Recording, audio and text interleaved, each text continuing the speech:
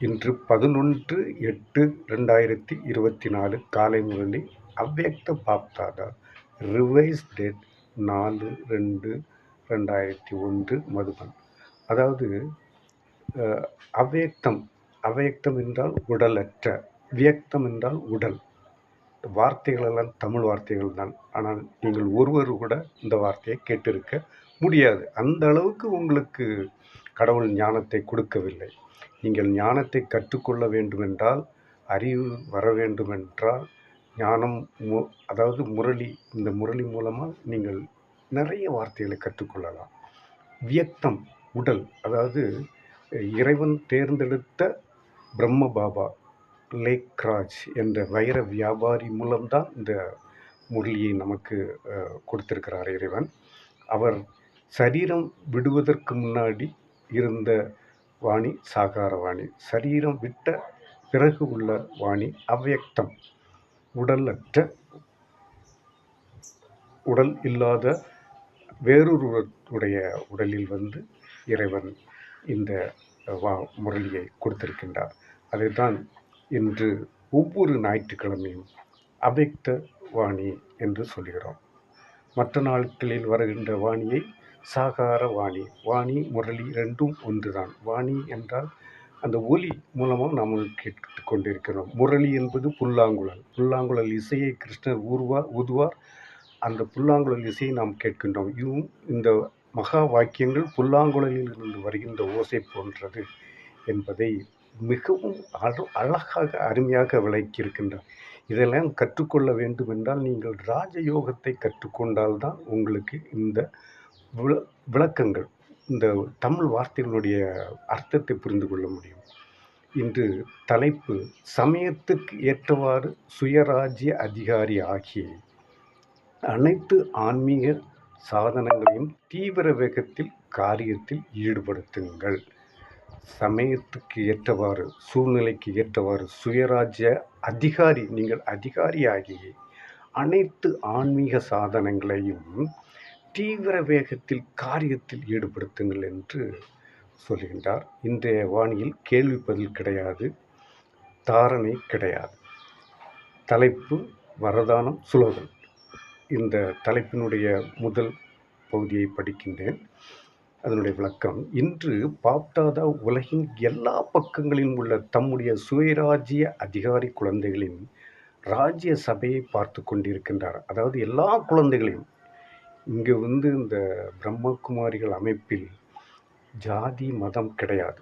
Hindu, Christian, முஸ்லீம் எல்லோரும் இறைவனுடைய குழந்தைகள், அனைவரும் இறைவனுடைய குழந்தைகள். இந்த குழந்தைகளை பார்த்து கொண்டிருக்கின்றார், எல்லா குழந்தைகளையும் பார்த்து கொண்டிருக்கின்றார்.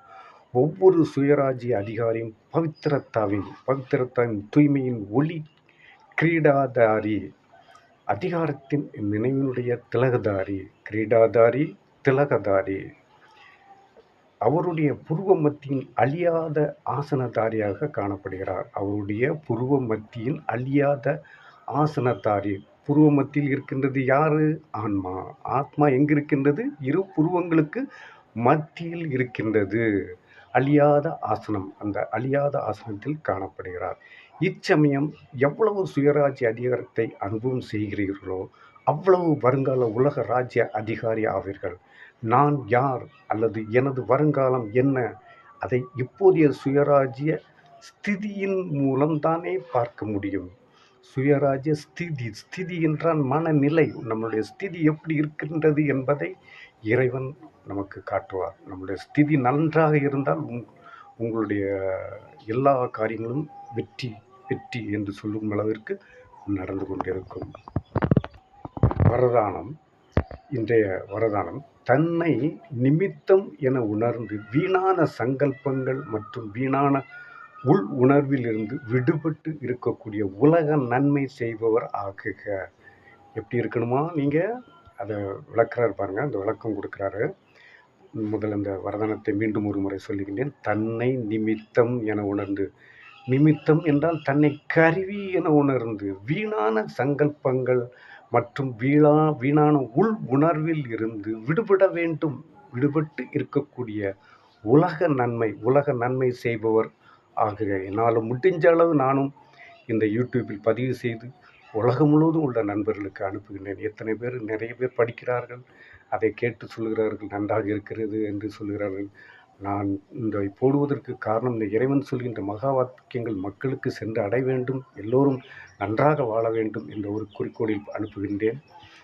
இந்த வரதானத்தின் விளக்கத்தை கேளுங்கள். நான் உலக நன்மையின் காரியத்துக்கு நிமித்தமாக இருக்கிறேன். நான் உலக நன்மையின் காரியத்துக்காக நான் நிமித்தமாக என்றால் கருவியாக இருக்கிறேன். இதை பொறுப்பு நினைவில் இருக்குமானால், இந்த பொறுப்பு நினைவில் இருக்குமானால் ஒருபோதும் யாருக்காகவும் அல்லது தனக்காகவும் வீணான சங்கல்பங்கள் அல்லது வீணான உள் உணர்வு இருக்க முடியாது.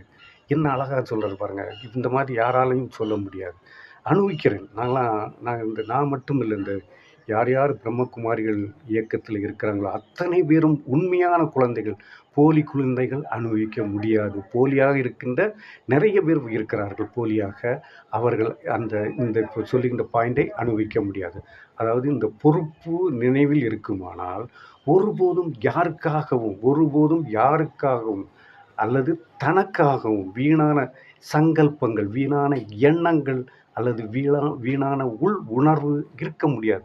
வீணான உள் உணர்வும் வீணான சங்கல்பம் என்றால் வீணான எண்ணங்கள் இருக்க முடியாது, உள்ளத்தில் இருக்காது என்று இறைவன் சொல்கிறார். ஒரு வினாடி கூட வீணான உள் உணர்வை உருவாக்க முடியாது. ஒரு வினாடி கூட வீணான உள் உணர்வை உருவாக்க முடியாது.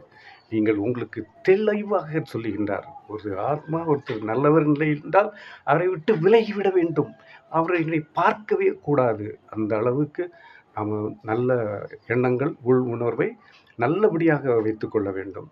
ஏனென்றால் அவர்களின் உள் உணர்வு மூலம் வாயு மண்டலம் மாற்றமடையும். என்ன சொல்கிற பாருங்க, ஒரு நன்மை, அதாவது பொறுப்புள்ள ஆத்மாக்கள் ஒரு நன்மையில்லாத சங்கல்பம் கூட செய்ய முடியாது. பொறுப்புள்ள ஆத்மாக்கள் ஒரு நன்மை இல்லாத சங்கல்பம் கூட செய்ய முடியாது. ஒரு வினாடி கூட வீணான உள் உணர்வை உருவாக்க முடியாது.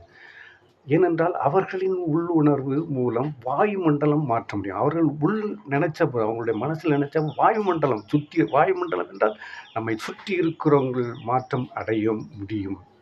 எனவே அனைவருக்காகவும் அவர்களின் சுப பாவனை என்றால் நல்ல எண்ணங்கள், சுப பாவனை என்றால் நல்ல எண்ணங்கள், சுப விருப்பம் என்றால் நல்ல விருப்பம் தானாகவே இருக்கும், தானாகவே வந்துவிடும் என்று விளக்கத்தில் சொல்கின்றார். மீண்டும் ஒரு முறை சொல்கின்றேன். நான் உலக நன்மையின் காரியத்துக்காக நிமித்தமாக இருக்கிறேன். இந்த பொறுப்பு நினைவில் இருக்குமானால் ஒருபோதும் யாருக்காகவும் அல்லது தனக்காகவும் வீணான சங்கல்பங்கள் அல்லது வீணான உணர்வு இருக்க முடியாது. பொறுப்புள்ள ஆத்மாக்கள் ஒரு நன்மையில்லாத சங்கல்பம் கூட செய்ய முடியாது.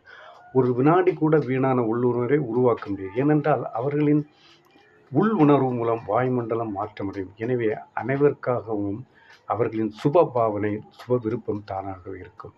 ஸ்லோகன்: அஞ்ஞானத்தின் சக்தி கோபம் ஆகும் மற்றும் ஞானத்தின் சக்தி சாந்தியாகும். எவ்வளவு சிம்பிளாக, எளிமையாக, அருமையாக சொல்லுகின்றார். அஞ்ஞானம் என்றால் ஞானம் இல்லாதவர்கள். அஞ்ஞானம் அவங்களுக்கு சக்தி கோபம். அஞ்ஞானிகளுக்கு சக்தி, அவங்களுக்கு நல்ல சக்தி இருக்கும். கோபத்தின் மேல் அவங்களுக்கு கோபம் வரும். அந்த அஞ்ஞானிகளுக்கு நல்ல கோபம் வரும். அவங்களுடைய சக்தி என்னன்னா கோபம். மற்றும் ஞானத்தின் சக்தி சாந்தி. ஞானம் உடையவர்களுக்கு என்ன சக்தி இறைவன் கொடுத்திருக்கிறார்? சாந்தி. சாந்தி என்ற அமைதி. Silent is a very powerful weapon in the world. Silent is a very very powerful weapon in the world. ஒரு முக்கியமான ஆயுதம், பெரிய ஆயுதம்.